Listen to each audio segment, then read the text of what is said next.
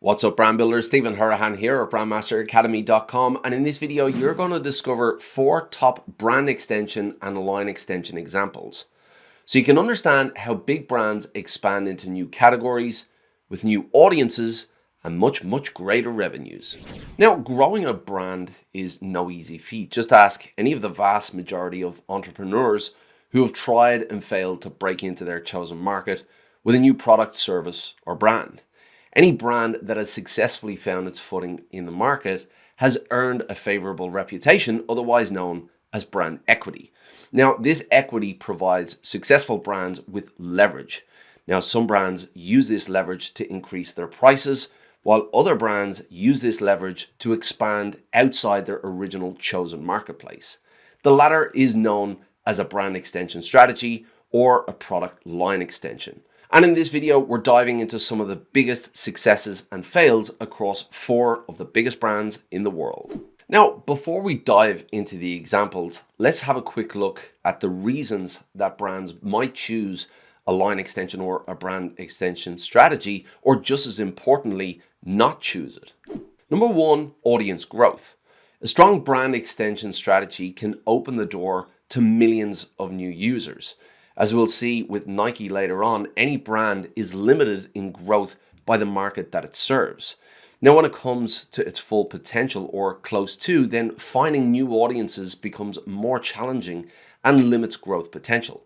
By extending product lines and ultimately extending the brand, they can attract broader audiences, which again are only limited by the markets they play in. The more markets they play in, the more potential audience growth. Number 2, brand awareness and brand equity growth. Now, when done right, brand extension can solidify your brand image and turn you into an industry leader.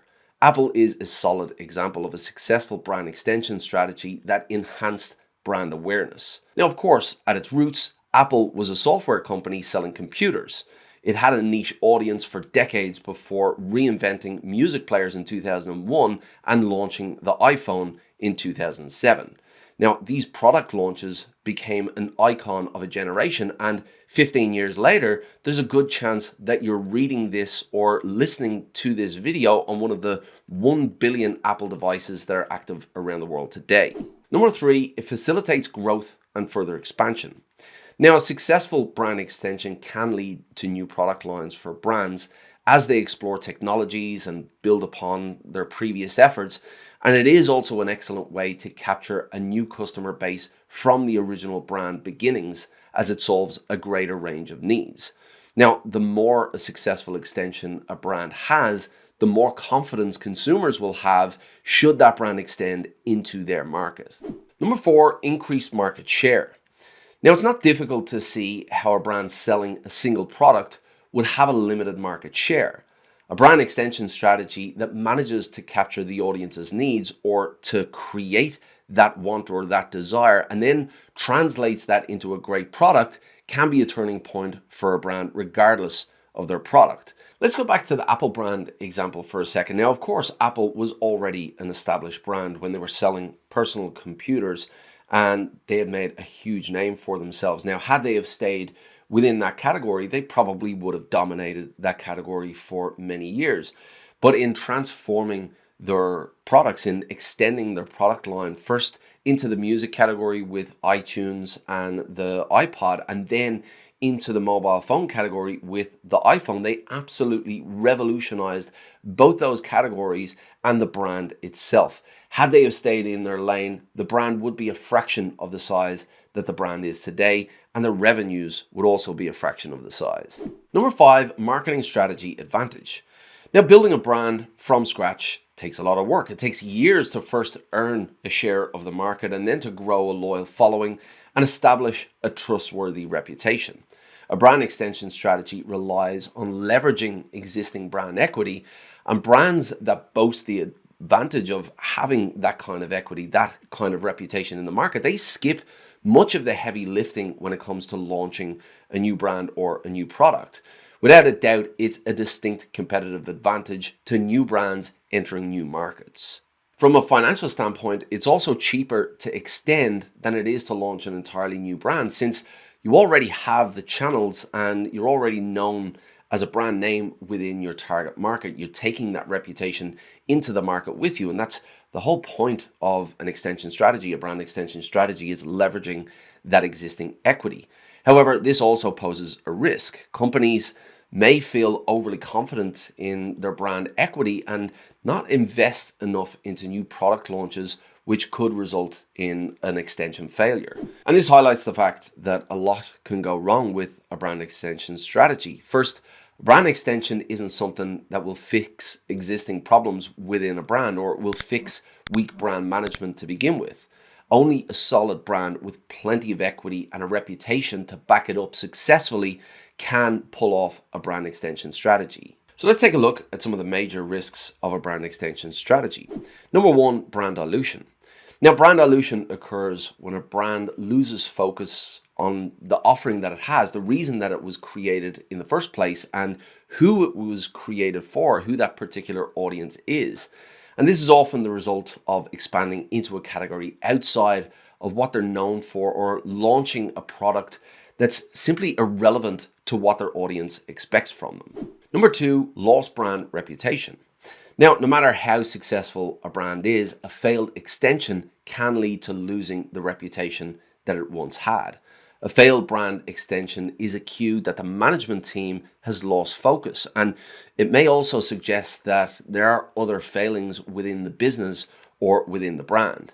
Whether it's through investor confidence or the market perception, a failed brand extension can damage the brand's reputation and in some cases damage it beyond repair as well. Number three, damaged relationships. Now, the biggest risk of a brand extension is breaking the relationship with existing customers and causing that feeling of betrayal. A failed extension can signal that, hey, maybe this brand doesn't really understand what my needs are in a way that I thought they did, so why would I trust them to solve my pain with another product or another service? It can take years to regain your audience's trust after this kind of disappointment. So let's have a look at some famous examples of brand extension or line extension strategy, starting with Samsung. Now, before Samsung became a world-leading brand of smartphones, it was a small grocery store in South Korea in 1938. Now, through 1938 to the 90s, Samsung expanded into a multitude of categories from banking to insurance and finally to technology, where it began to produce semiconductors and electronics. By then, with a focus on technology, Samsung was expanding worldwide, and in early 2000s, the company's Galaxy series launched. Not only did they have a leading product in the market, they also sold microprocessors to their biggest competitor, Apple. Now, in 2006, Samsung dominated the market for televisions as well, and in 2010, they released their first tablets into the Galaxy family and also followed that up with smartwatches that joined the lineup. The Samsung expansion is an example of extension by authority, and they have leveraged that authority by staying relatively focused on their strengths since around about the 90s. Their products belong to different categories, but you'd be hard pressed to find someone to doubt the quality of any Samsung product, from a washer to a smart TV. The next brand extension example is Nike.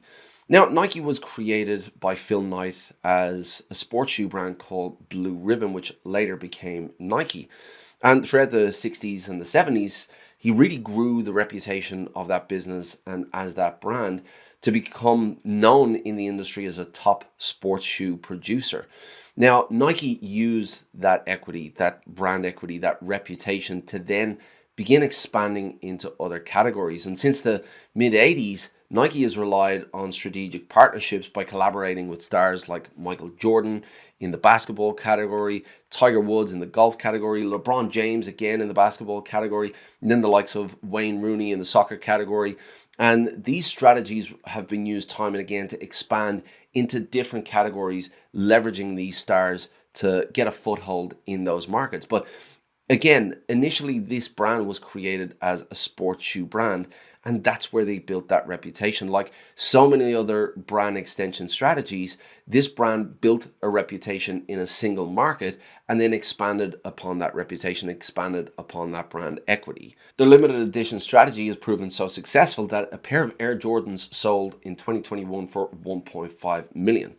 From selling running shoes out of the back of a car, Nike now has apparel for over 30 market segments, from running to basketball, surfing, snowboarding, golf, tennis, soccer, and beyond. The next brand extension example is Colgate. Now, there are two elements to study when it comes to Colgate and brand extension.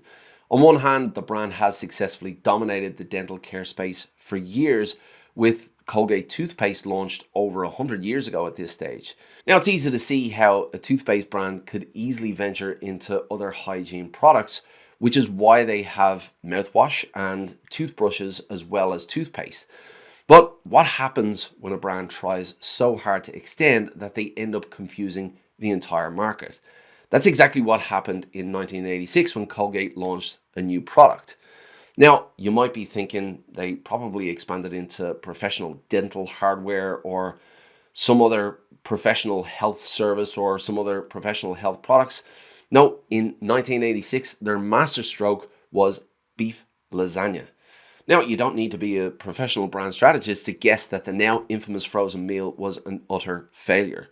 And it is also a perfect example of how important it is to stay relevant when it comes to a brand extension. One of the most critical aspects of a brand extension strategy is understanding what your audience wants from you and the role that you play in their lives. The next example of brand extension is Microsoft. Now, Microsoft is another example of what not to do when it comes to extension strategies. Microsoft had built a reputation on software development from the beginning, and they led the market for years before Apple came in and swooped into the smartphone space. Microsoft's response was a failure. It reacted by introducing its own smartphone iteration, the Windows Phone. But it was already late to the party in a highly competitive smartphone environment that Apple had taken control of. Now, this isn't the only category where Microsoft has failed to position itself well against a competitor. Despite Windows having 3/4 of the desktop OS market, their search engine Bing represents only 7% of the search engine market share compared to Google's 85%. Now, of course, these are all examples of massive brands, and if you have a brand, you might be thinking, well, how is this relevant to me? But small brands can extend their lines as well. They can extend their brand and go out and find new audiences with new products and new services. Let me give you a quick, simple example of this. Let's say a local cafe wanted to extend into a different category, and they wanted to leverage their reputation for quality produce and flavor. They might decide they want to extend into on-site or off-site gourmet food markets. Likewise, a local hair salon with passionate clientele might want to slice of the beautician market and extend through nail salons or other beauty treatments. The key ingredient to a successful extension is a brand with an already strong reputation to leverage in the first place. They need to leverage that reputation and that brand equity. But remember, that reputation wasn't easily earned, and protecting it must be the first priority for any brand extension strategy. Now, if you want to dive deeper into brand strategy, then this video will help you out. But before you click it, if you want to become a master of brand, hit the like and subscribe to make sure you get new videos just like this. Until next time, brand like a master, and I'll see you in the next video.